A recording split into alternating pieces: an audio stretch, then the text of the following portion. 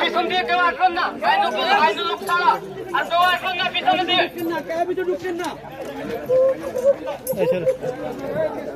দেখে দেখে দেখে দেবে।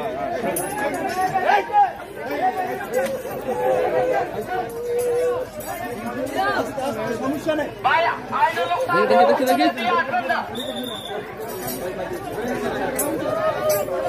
আইনের লোক ছাড়া কেউ পিছন দিয়ে আসবেন না। আসসালামু আলাইকুম দর্শক, দেশ ও দেশের বাইরে থেকে যারা এই মুহূর্তে ভিডিওটি ওপেন করেছেন সবাইকে অসংখ্য অসংখ্য ধন্যবাদ। দর্শক, প্রথমেই আপনারা শিরোনাম দেখেছেন, এখন দেখবেন বিস্তারিতর প্রথম অংশেই দেখেছেন যে জেলখানার থেকে আসামি নিয়ে আসা হচ্ছে। এটাকে অনেকেই বলা হচ্ছে ফাঁসির আসামি। ডান্ডা বেড়ি দিয়ে তাদেরকে নিয়ে আসা হয়েছে, তাদের আত্মীয় স্বজন অথবা বাবা যে কোনো একজন মারা গেছেন। কিন্তু এমন দৃশ্য দেখে অবাক হওয়ার কিছুই নেই, কারণ বিগত ফ্যাসিবাদ সরকারের আমলেও বিএনপি নেতাকর্মীদেরকে এইভাবে আনা হয়েছিল, তাই সেটাই অবাক হওয়ার কিছু।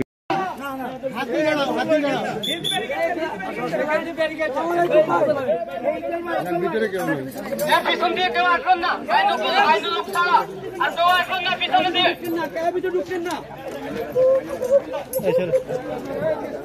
দেখে দেখে দেখে দেবে।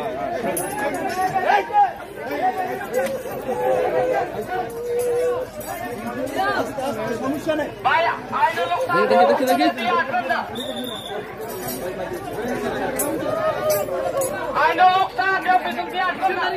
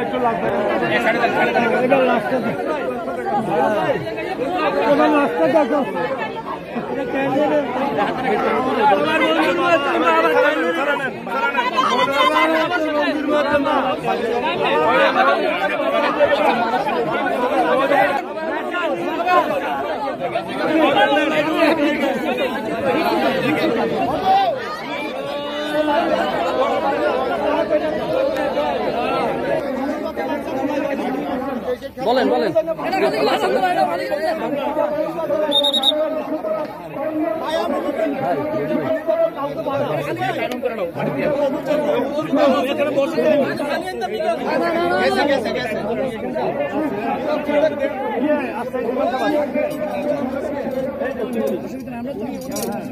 তাই মোমোর জন্য ফা লাগে না, লাগবে না।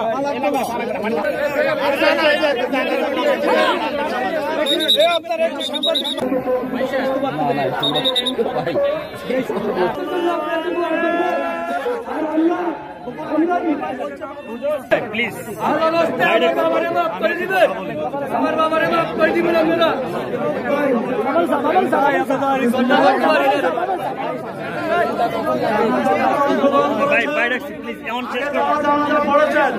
আপনারা কেউ অংশগ্রহণ করবেন না, আগে যারা জানাজা পড়েন নাই ওনারা জানাজা অংশগ্রহণ করবেন। আপনারা জানেন লক্ষ্মীপুরের একটা মিথ্যা মামলা আওয়ামী ফ্যাসিস্ট আমলে আমাদের যুবদল নেতা স্বামীর মধুর গোলাম সহ নিয়াদ বাসির সহ অনেক নেতা কর্মী আমাদেরকে বাবু সহ আপনারা জানেন মিথ্যা মামলা দিয়ে ফরমায়েশি রায় দিয়ে মিথ্যা রায় দিয়ে আজকে তারা কারাবরণ করতেছে। আপনারা সবাই দোয়া করবেন, ইনশাআল্লাহ আমরা অনতি বিলম্বে এই মামলা মিথ্যা মামলার মোকাবিলা করে আমরা অনতি বিলম্বে তাদেরকে জেলখানা থেকে মুক্ত করে আনবো ইনশাআল্লাহ।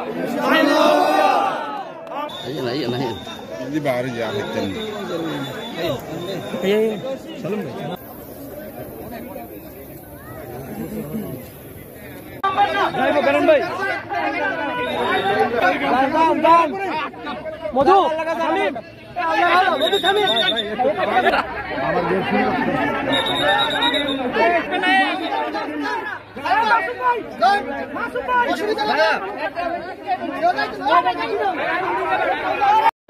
এদিকে এই ভিডিওটি দেখার পরে নেট দুনিয়ায় আলোড়ন সৃষ্টি করে এবং অনেকেই প্রতিক্রিয়া কথা বলেন এবং প্রতিবাদী কথা বলেন।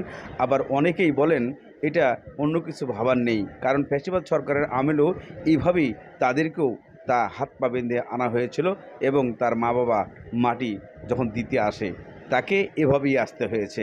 এমন দৃশ্য বাংলাদেশের নতুন কিছুই নয়, তা অবাক হওয়ার কিছুই নেই এমন মন্তব্য করেন কিছু কিছু যারা বর্তমানে বাংলা